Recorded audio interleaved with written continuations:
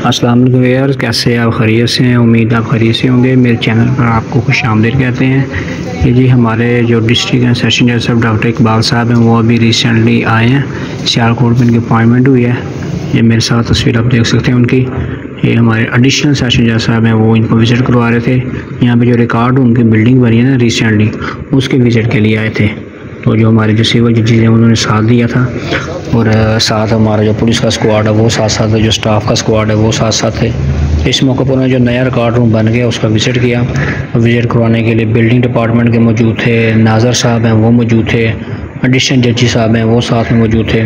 उन्होंने इसकी कंस्ट्रक्शन, इसकी प्लानिंग, ये कब तक मुकम्मल होगा, ये सारे का सारा प्लान इन्होंने किया।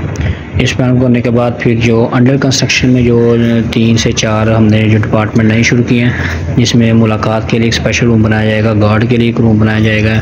उस मामले में भी इनको इन्फॉर्मेशन थी तो ये अपने साथ आए हैं। तो फिर जो हमने टेम्परेरी तौर पर जो हमारे पास मुहाफ़िज़ खाना बना हुआ है उसका विज़िट किया गया। जो टेम्परेरी तौर पर उसकी वर्किंग किया है, उसकी वर्किंग होने के बाद उसकी जो मैनेजमेंट है उसको देखा गया। शुक्रिया, अल्लाह हाफ़िज़।